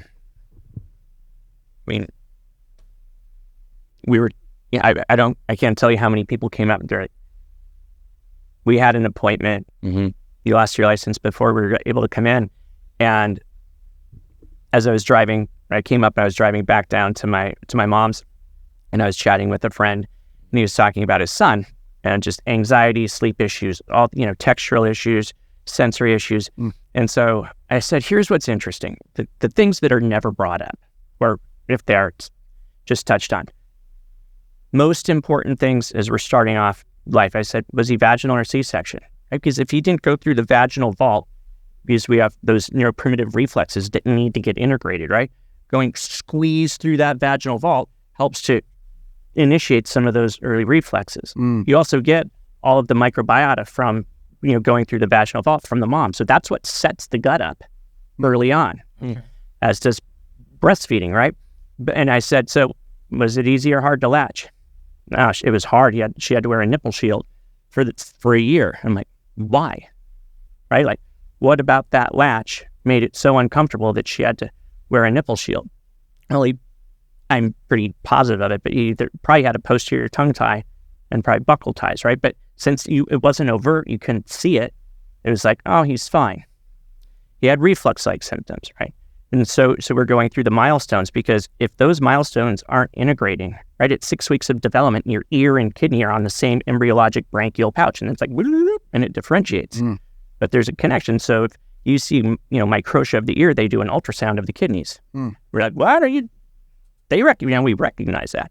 But if we're seeing these delays in behavior, it's like, so he had texture issues. He didn't start speaking until he was 3. And so I said, listen, has he seen a dentist? And he's like, many times. I'm like, did they ever say he was going to need braces or extractions? He's like, oh, he's 9. He's already in braces, right? He had a palatal expander. Like, think about these things, right? And there's how many orthodontists per dentist? I mean, there's tons and tons of orthodontists. What if we had to have that many pediatric orthopedic surgeons, and you saw half the kids walking around with braces on their legs? We'd be like, what? Shouldn't we look at why that's happening, right? And then you just keep getting into it. Like, why the sleep? And I was like, listen, I said, any tonsil? He's like, oh yeah, he had his tonsils and adenoids out. Why? Well, he's a mouth breather. Yeah. Right. So if you're breathing through your mouth, you can't breathe correctly. We're built to breathe through our nose. We have hair in our nose. The nasal sinus passages, so you filter it out, humidify and oxygenate, and that's what helps, creates nitric oxide, which opens the blood vessels and nourishes the brain and helps get rid of all of the garbage. These are conversations. So when we're talking about kids on the spectrum, right? Like, what are the underlying, things that aren't being addressed? Those outward behaviors are a sign of how they're feeling inside, right? They just can't explain it. Those tantrums aren't because they're bad kids. They're not. There's not something inherently bad. They just can't, they don't know why they're feeling that way. They can't tell anybody. They're desperate. And so few people even know what to look for, right? 95% are under methylators. They don't convert folic acid to folate. But anyway, so there's all of these underlying mechanistic things that are going on, right? They have a restricted diet. They often eat processed foods because there's only so many hills a mom and dad can die on. So it's like, just here's your nuggets and pizza and just here you go. And then it's like, well, if you just had better structure or were a better mom or dad, and asshole, come over here. You take the day and see how you do, superhero. And I'll be, well, I've got it. My youngest he's autistic, and he's going to be 7 years old next month, and has all kinds of challenges. And in the spectrum, it's when someone says their child's autistic, it's like, in what ways? Like, how much do they talk? Are they toilet trained? Are they able to communicate? And so, like, our son, we've seen some advances that he's made, but he can enunciate just fine. He can be a good parrot. He can repeat things, but you can't have a dialogue with him. So if you were asking him, how's your day going? He's just going to stare at you and then walk out of the room. If he needs something, he's able to communicate that and let you know. Can I have some milk? Can I have whatever? But you can't have like a dialogue conversation right now where he's at.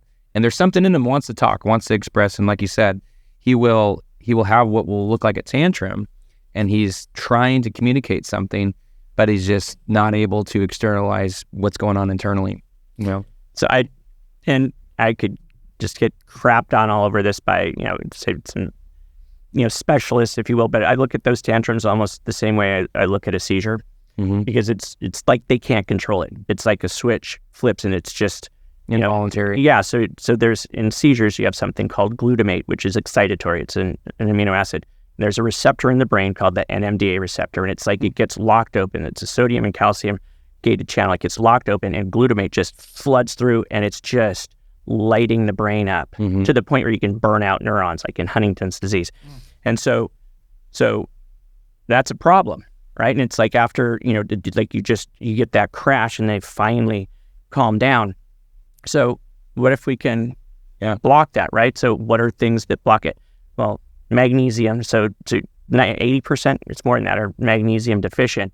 But people will take the magnesium that makes them poop instead of like a magnesium glycinate or gluconate or threonate. They just see magnesium as the same. It's going to help competitively block that receptor. GABA, right? So GABA is the opposite. GABA is parasympathetic rest and repair. Now, GABA isn't going to cross the blood-brain barrier unless you've got leaky brain, which he does because he has to, because his gut isn't great.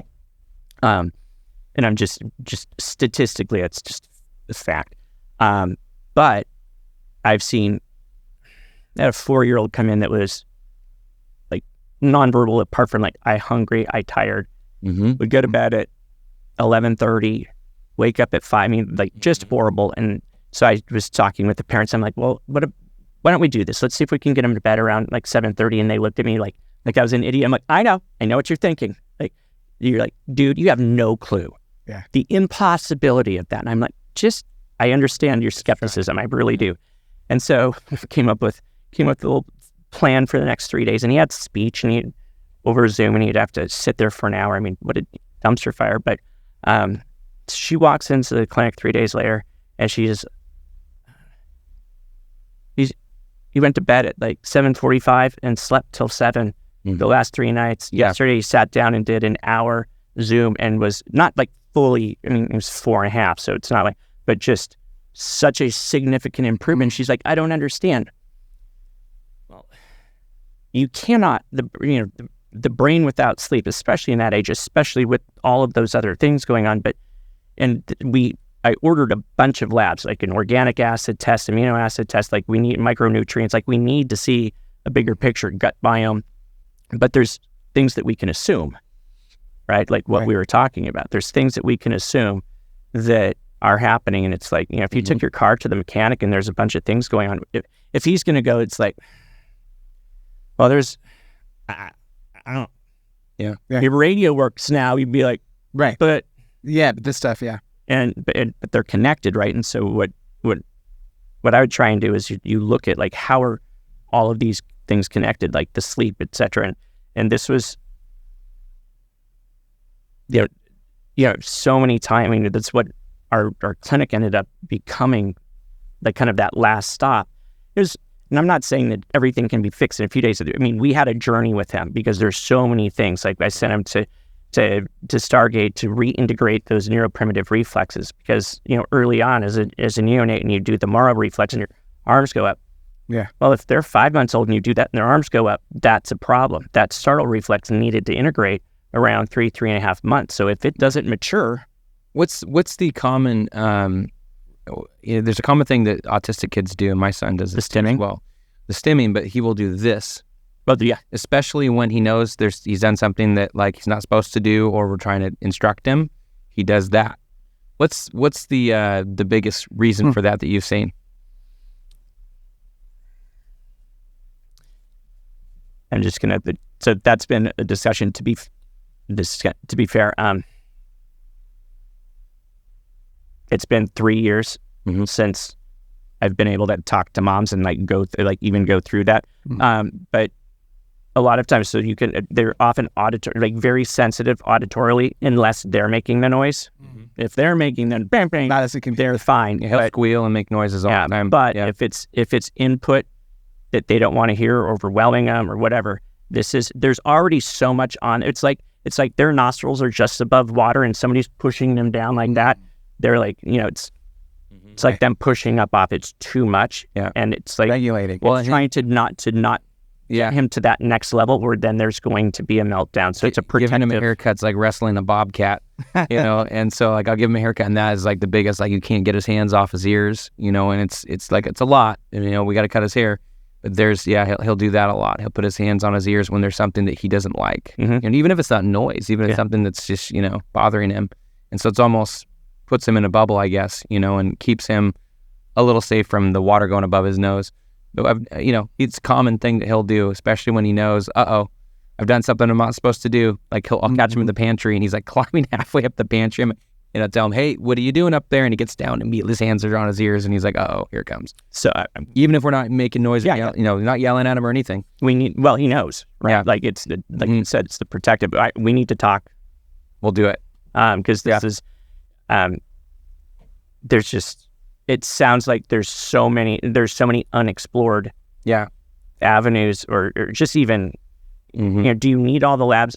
No. Should you get get a lot of them to put the picture together? Yeah, it's so much easier. It's like test, don't guess. Because sometimes there are times where, like for my daughter, so long story, but we ended up doing a SPECT scan, like a SPECT brain scan at Dr. Amen Clinic up in Bellevue. And it showed it was almost like Reagan Fire. And she wore the same outfit every day to first grade. Like if we tried to do anything different, it was like, okay. Ruin the routine. Yeah. Trying to, we didn't go to church. Yeah. Like if we could, bludgeon her into going, she would walk in and it's like and it was, so I would just like, Parker, you want to go for a ride? Yeah. Totally normal. I mean, outside of that, like this gifted athlete, just funny, but it was the sensory.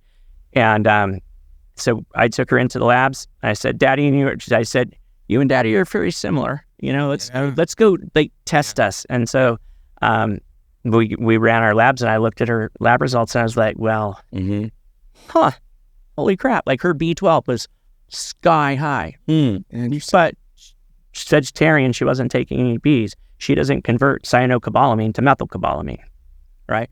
B6 sky high. She doesn't convert pyridoxal hydrochloride to pyridoxal 5-phosphate, the active form. Well, what do you need to convert? 5-hydroxytyrosine to serotonin, P5P.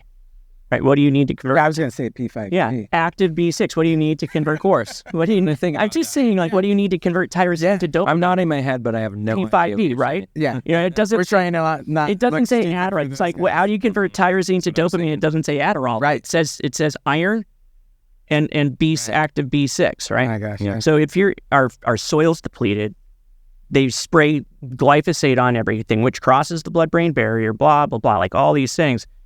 And so, people, I have this conversation where, do you have to do, the stuff, because we lived in mold for so long and we didn't know it. I have chronic inflammatory response syndrome. If I'm exposed, my skin just freaks out. The things, the detoxes and things that we have to do, which is fine because I should be sick. Right? I should be an absolute disaster. That's why we lived in tents for almost 20 months. We would go in the shower and stuff. But anyways, my point is there's all it's they're spraying stuff in our air that's falling down us. We've got the EMF. I ask parents, where's the router? Right. Where's the router? Shut it off at night. Yeah.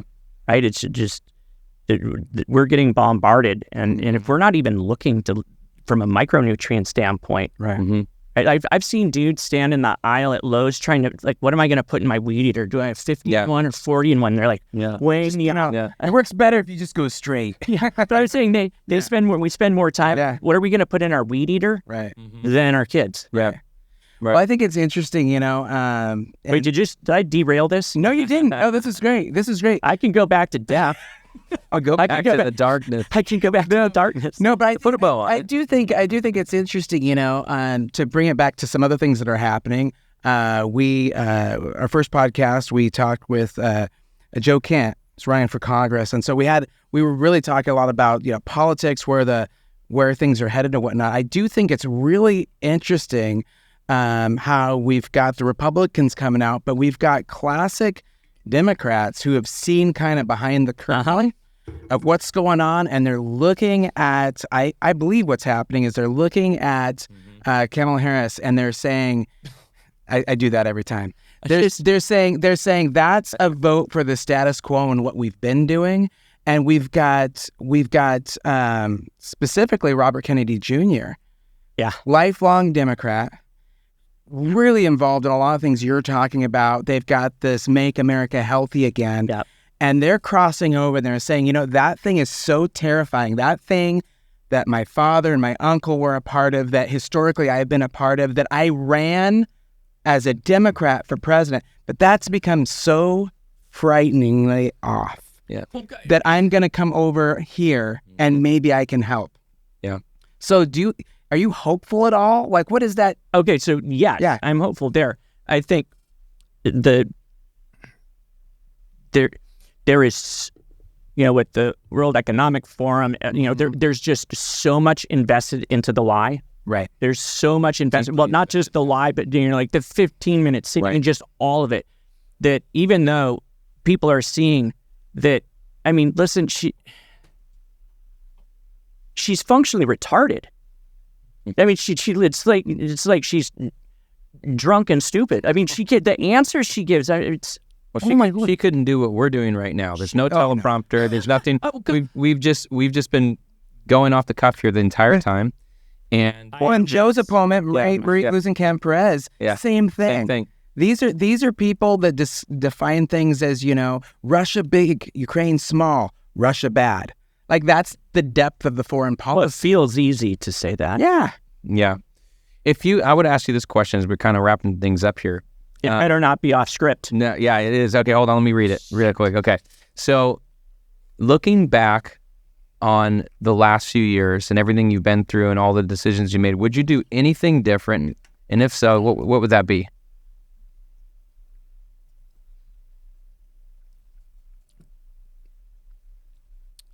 That's a hard one, I'm sure, to answer. So, I'll say this. It's hard when you say looking back, because I know, like, our family's journey has been,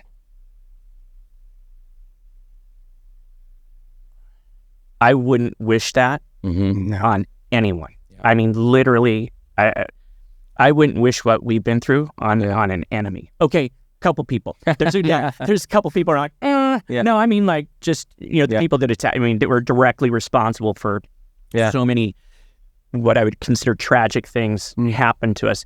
But,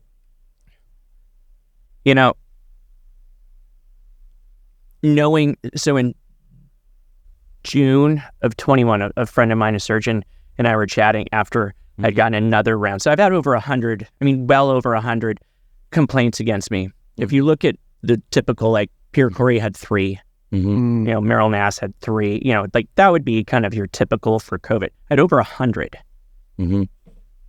I mean, just the cost of, like, having to the time. Yeah. I mean, there was so much where I finally you just almost like, no, no. And it was like a different investigator. It's like, oh, I'm creating jobs. Like, like I'm a giver. Yeah. But you look back at, and he goes, and he said, dude, you're done. And I was like, what does that mean? I'm like, I'm a nobody in Washougal. He's like, yeah. I heard some of the things that you had said, and I was like, yeah, but, and he's like, not yeah, but. Yeah. Like, you're naming people, you're pushing buttons. And I said, do you have any chance? Like 1%? And he goes, no, you're fucked. 0. Like, that was his response. I was like, really? And I didn't know what that meant. Technically, I was like, how are they letting me? He was right. This? Yeah. Like, rock bottom, you're on our podcast. I mean, as bad as it gets. But at a certain point, I'm like, how are they letting me do this? Yeah. Like, through August, September. I mean, we're talking just the craziest things are going on. When I say battles, like, my staff were like, dude, you're out of your mind. I'm like, it's the only way. I mean, it was, they're like, how are you going to get around this one? I'm like, okay, why don't we do this? And they're like, you just came up with that? I'm like, got to think on the fly, because if we don't, they're all screwed, right? So it's like, and so going back to it, especially with knowing what he said, where I'm coming to grips with that, I regret that.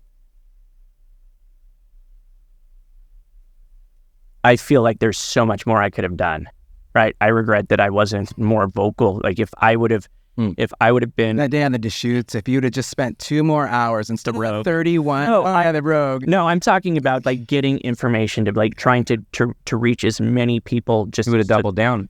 Yeah, just get. So it's not regret for doing what you did. It's regret you didn't do more of it. If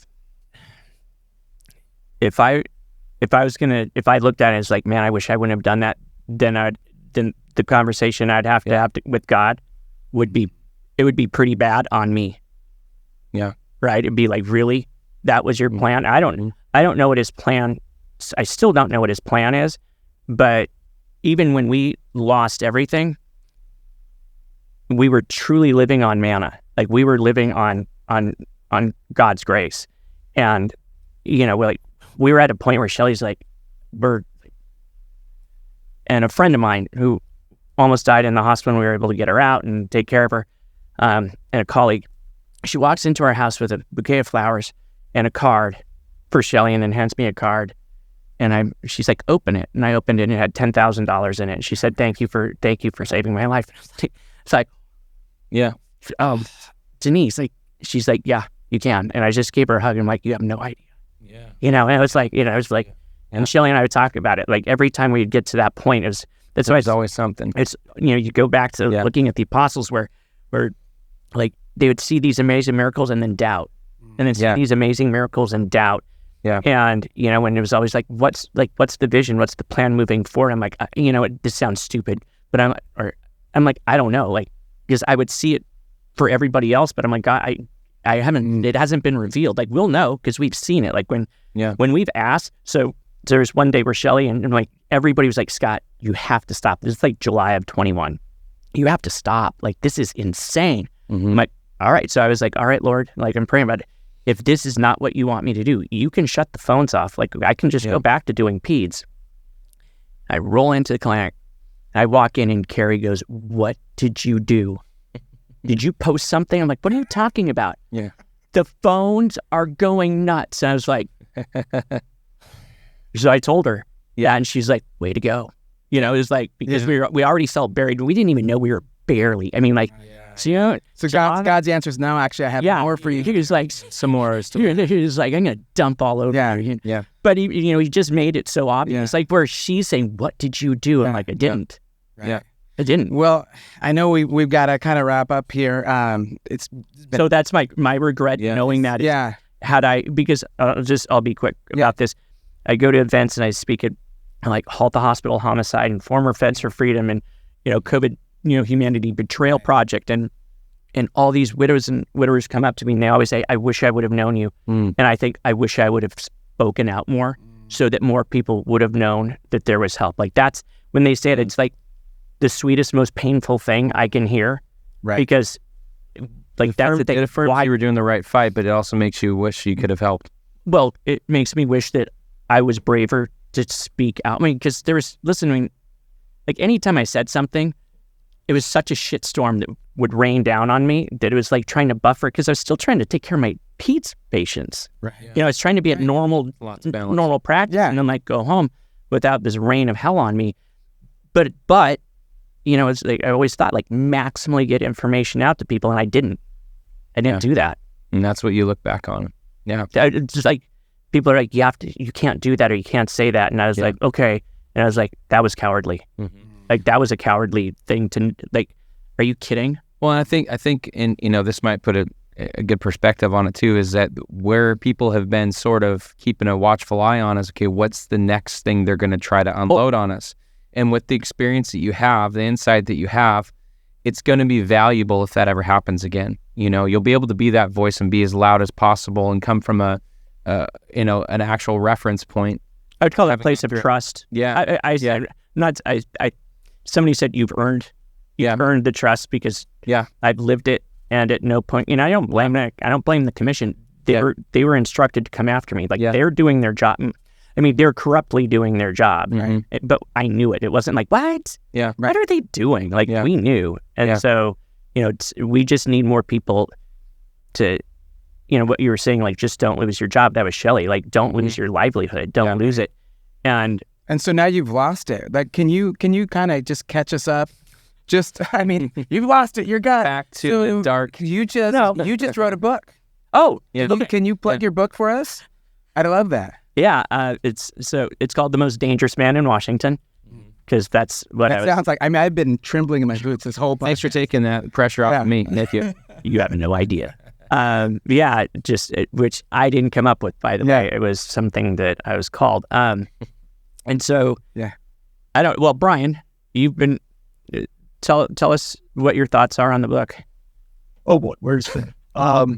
It's a roller coaster. It's what my father-in-law who's practiced for 55 years. So I don't want, what his words were initially was, Shelley's told me about some of the things, and I'm reading through it, and he's like, I had no idea. He's like, this is the craziest thing I've ever read. Had I, and he like, he was father-in-law. Father-in-law. Yeah, and he's like, had she not like kind of given me some insights on it, I would literally say this is not possible. Yeah. And it was like, but was it good? Yeah. He's like, yeah, and he'd come over every couple of days. Do you have another chapter? Yeah. Do you have? And I was like, and I would always like, is it good? And he's like, just keep doing what you're doing. And I know you're in the middle of doing the Audible book right now. That's is the book actually out yet? So it's at the publishers, and we're just. So what happened was, so the original notes that I had taken throughout 2021 and 22, when I printed them off, it would have been the equivalent of about 1,700 pages of single space stuff. And so like that's a bunch. And so I sat down and just kind of started from scratch and just utilized, like I would go back and look at old texts. I mean, I had thousands and thousands of texts, and I go back to chart notes and conversations. So I was like, I'll just start from scratch, and tried to keep it kind of lower key. And then I talked to an attorney who had published a book, and she's like, well, you're like, how long is it? I'm like, I don't know, it's Google Docs. It's like 400 pages. She's like, oh. And she's like, how many characters? I'm like, 166,000? Right. She's like, my book was 70,000. I was like, oh, so that's a lot. She's like, so when it finally went to publishing, it was like 700 pages. And so we were talking to Brian, I'm like, I need to cut it in half. Right. And so we did, that's what we're working on. So we're doing part one. Which sucks for people. So the problem is the way I ended part one, like I'm angry at it. Like I'm finishing, I'm like, what a dick. Right. Seriously. Yeah. My mom read the last part and she's like, oh yeah, you did not do that. Well, and just so everybody who's watching knows, we haven't, I mean, there are so many ups and downs. You got to get the book. You got to look at the book. Where is it going to come out? So it'll be on Amazon. Yeah. So that should be very soon. Like it will be pre-sale possibly probably beginning of next week. Awesome. Yeah. So you guys look that up, and where else can they find you if they want to find you online, or you just head under the radar these days? What's going on? So this is what a friend told me, because I had to change my phone number and all of those things, which that was heartbreaking because it's like 7,000 people had my number. Right. So it's like if anybody was in trouble. Right. And a friend said to me, if there's truly a need, God knows how they can get a hold of you, which a number of people have gotten a hold of me in the craziest of ways. Like, like people, almost all of them are in the hospital setting. And I'm like, how did you get a hold of me? And I was like, no. Yeah. That's funny. So right now, because we got to get we're going to get a website and have everything. But until then, it's best that, no problem. We'll look for the book. That people don't find me yet. Yeah. So I just want to say, as we wrap this up, kind of circling back to my world, we joke about the fire service, 200 years of fire service unimpeded by progress, right? But for the first time, and I think over 106 years, the IAFF, which is our union that supports all the firemen and the entire United States, came out and for the first time said, for this presidential race, we're not going to endorse a candidate. It's the first time that's ever happened. It's wild. Now, a lot of that has come out of this COVID response and this kind of pushback, and people say, no, I'm not that way anymore. I have these other values. You can't just hang this on me. And so for me, and seeing Kennedy with Trump and some of these other folks, Tulsi Gabbard, a big fan of hers, and And these folks, we've got some people that really have their head on their shoulders. And just in my little world with the fire department, I'm seeing people, I think, start to wake up. Yeah. And I'm hopeful. Well, that's fine as long as they vote. This is Absolutely. I mean, we've got, you know, I don't care. I mean, I love Trump. I mean, I love just that he doesn't care, you know, as far as what, but if the side of like wisdom and if the side of give a shit about the country loses, I mean, it's a very important election. We're just from looking at what they did, like the administration did, and that was, I look at it like vaccinating, like forcing an experimental injection into the military, into all of these people. If they can do that, and there was almost no pushback. I mean, like we're mass pushback. Right. What are they going to do? What's next with the next thing? Because there is a next thing, right? Like whether it's hemorrhagic. I mean, and then they're going to say there's no treatment. There's only vaccine, right? Like, I mean, we've already seen. If you look over the last 4 years, not a single truth, like not a word that they've said has been factual. Not one. And they want to take things like this podcast and all the others down. They don't want us to be able to speak against it. So freedom's on the ballot. Yep. Scott, thanks so much for being on our podcast. Thanks I'm glad that you had the time to do it. It's so great to meet you and go through your story. I'm sure it won't be the last time we chat. Oh, you're fun to talk. Yeah, you guys are awesome. And honestly, it's a hero's journey, and we appreciate to be with you in it. I appreciate that. Until next time, you guys.